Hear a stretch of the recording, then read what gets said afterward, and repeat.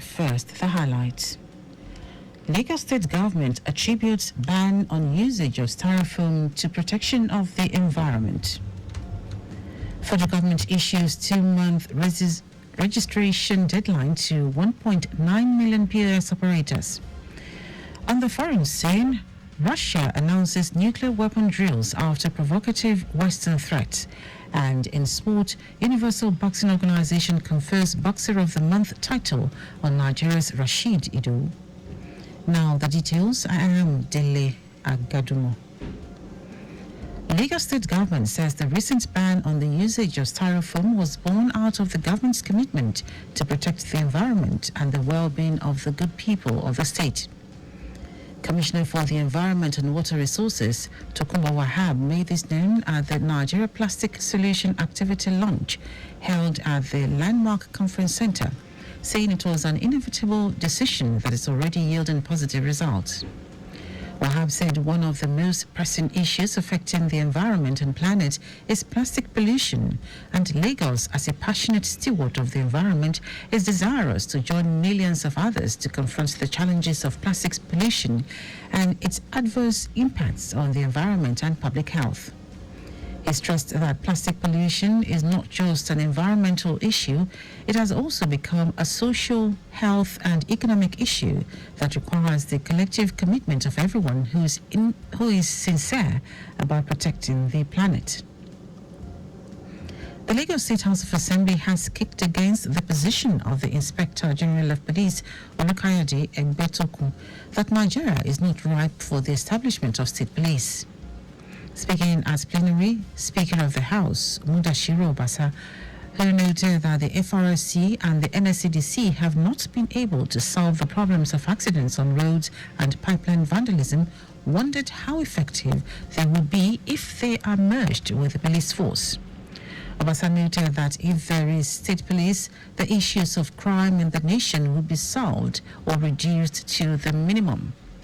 He said, as seen in other climes, the United Kingdom has different levels of policing, just like the United States of America, so Nigeria should not be different. Obasa directed the Clerk of the House, Olaleko Onofeko, to write the Inspector General and the National Assembly stating that the state lawmakers reject Egbetoku's position. It will be recalled that the IGP represented at a one-day dialogue on state policing themed Pathways to Peace, reimagining policing in Nigeria, opposed the establishment of state police, arguing that it would increase ethnic tension and cause divided loyalty in states of the Federation. The IGP also suggested that the Federal Safety Corps and the Nigeria Security and Civil Defense Corps be merged with the police force. The Director General, Standard Organization of Nigeria, SON, Ifeanyi Okeke, is championing the use of compressed natural gas, CNG, by partnering with the Ogun State government after the accident that has destroyed lives and property in Ogun State. In a statement, the head of media, SON, Victor Amadi Okeke, and the governor of Ogun State, Dapo Abiodun, said they are partnering to ensure CNG begins full operation in the state as soon as possible. He commiserated with the governor and people of the state on the unfortunate incident that recorded one fatality and many cars and properties destroyed. Speaking, Governor Abiodun expressed his administration's unwavering support for initiatives aimed at diversifying the energy mix and reducing dependency on traditional fuels. The governor also underscored the importance of ensuring the safety and reliability of CNG infrastructure to mitigate potential risks and promote widespread adoption across the state. The Nigeria Labour Congress, NLC, and its Trade Union Congress of Nigeria, TUC, counterpart have given the Nigerian Electricity Regulatory Commission, NERC, till May 12 to withdraw the recent hike in electricity tariff or face unprecedented industrial action. The ultimatum was issued in a joint letter to the Chairman, Chief Executive Officer, CEO of NERC, and copied to the Secretary to the Government of the Federation, SGF, the Ministers of Labour and Power, and the electricity distribution companies, DISCOs, among others. They described the decision as not just morally reprehensible, considering the difficulties Nigerians are faced with currently, but it blatantly disregards fundamental principles and statutory obligations. Now to the rest of the stories. The federal government, through the Corporate Affairs Commission, CAC, has issued a 2-month registration deadline to point-of-sales POS companies to register their agents, merchants and individuals in line with legal requirements and the directives of the Central Bank of Nigeria.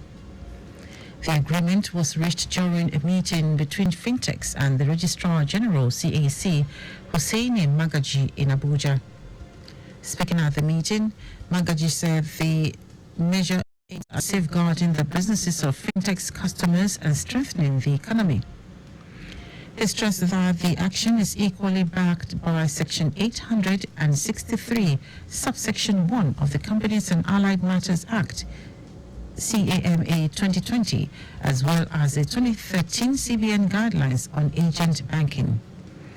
On their part, key players from the fintech industry pledged to collaborate with CAC to ensure hitch-free implementation of the directive, while stressing the need for adequate and collective sensitization to ensure that the exercise achieved the desired results. It would interest you to know that there are over 1.9 million POS terminals deployed by merchants and individuals nationwide. The Central Bank of Nigeria, CBN, has directed 0.5% cybersecurity levy deductions on electronic transfers. A circular issued by the Director of Payment Services, Uzoma Ifobi, ordered that the deductions should take effect from the next 2 weeks. The circular was addressed to all banks and payment services operators in the country. According to the CBN, the deductions shall be applied at the transaction origination, which will be put together and paid into the cybersecurity fund held by the CBN. The Apex Bank warned that defaulting institution could be fined to the tune of not less than 2% of its annual turnover. Meanwhile, interbank transfers and loans transactions were exempted from the CBN cybersecurity levy. Now to foreign news. Russia says it will hold drills that will include practice for the use of tactical nuclear weapons, days after top European leaders voiced stronger military support for Ukraine. The Kremlin says the military exercises ordered by Russian President Vladimir Putin were in response to statements by Western and NATO member countries about sending troops into Ukraine, which Russia invaded more than 2 years ago.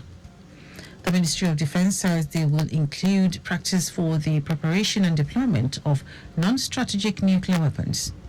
It also says missile formations in the Southern Military District and naval forces will take part in the drills, which will take place in the near future. Russia's strategic nuclear forces regularly hold exercises, but the statements marked the first public announcement of drills involving tactical nuclear weapons. Now, sport. The Universal Boxing Organization, UBO, has conferred the title of Boxer of the Month for April 2024 on Nigerian boxing sensation Rashid Idowu, following his remarkable victory in a highly controversial bout in Accra, Ghana. In an official statement addressed to the Nigerian Boxing Board of Control, General Secretary Remi Aboderi, UBO Vice President David Maznia lauded Idowu's exceptional performance against his Ghanaian opponent Basti Samir, ultimately resulting in a second-round knockout. Reacting to the announcement, Idowu expressed his gratitude, saying he did not expect it. That is our news at 10. Just before we go, please do not drive beyond specified speed limits. You can follow us and like all our various social media platforms: X Traffic Radio 961, Instagram Lagos Traffic Radio 961. Subscribe and watch our news and programs live on YouTube at Traffic Radio 961. You can also visit our website at trafficradio961.ng.